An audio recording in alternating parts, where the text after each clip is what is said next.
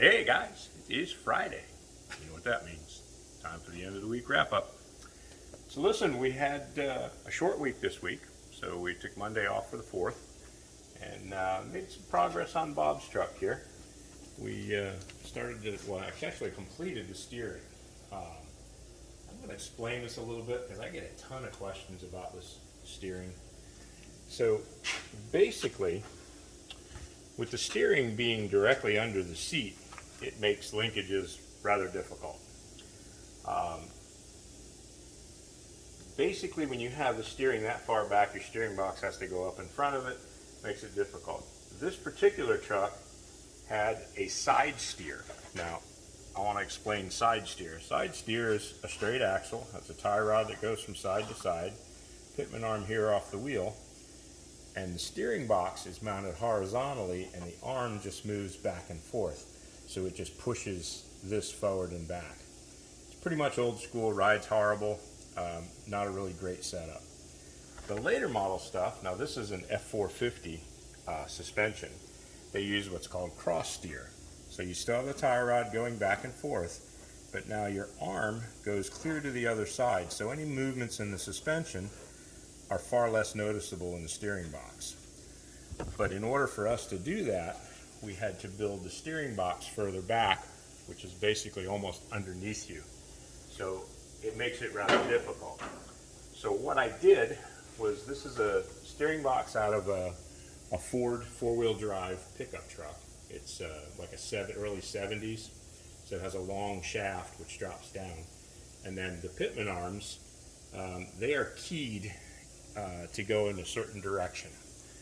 Well, I knocked the center pin out of one of the teeth and it allows me to rotate the Pitman arm the opposite direction. Now by doing that, this was a front steer box, which is still a front steer box, but the Pitman arm now goes the other direction. So you have to rotate the shaft the opposite direction to get it to steer correctly. So in order to get it from the steering box, which is rather high to allow for the air ride movement, we had to run the linkage down to a right angle box. That right angle box, they come pretty much factory in a lot of Freightliners and Peterbilts, Kenworths, and so on. It's rather heavy duty and it's designed specifically for steering. And then from there we just, mounted using our U-joints, we mounted our steering column in there. So in a nutshell, this allows us to get from a comfortable position with a column down to the floor, back to the steering box for the apparatus to work. So a lot of figuring out, a lot of luck, and we finally got it. So now the steering is all set, power steering, works like a champ, so we're all set. So big progress on that. Back here, so the Suburban, last week we had showed you that we did all the Raptor liner, got the suspension done and so on. We ran into a snag with a cracked swing arm and U-bolts that were worn out, as well as a few other things that we hadn't discussed with the owner, such as brake lines. You can see the front to rear fuel lines and brake lines are pretty horrible shape. They were pretty rusty, e-brake cables and so on. So I got a call into the owner and I have not heard back from him. So this pretty much sat idle this week until I hear from him to make sure that we have, to get progress going on that. So that one's on hold for a little bit. Philip spent a lot of time wet sanding. Got the whole Barracuda wet sanded, as well as the Firebird.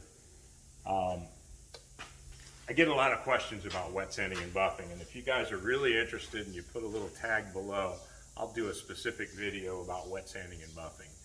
But this particular vehicle had to be sanded 3 times.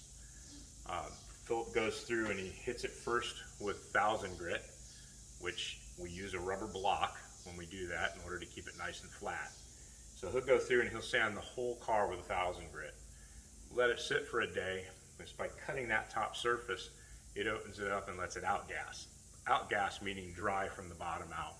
When the clear surface is first sprayed and it has that sheen over the top, it's locked down. It doesn't allow it to dry as fast. So he goes through and he knocks it down with 1,000 grit first, which is quite a job.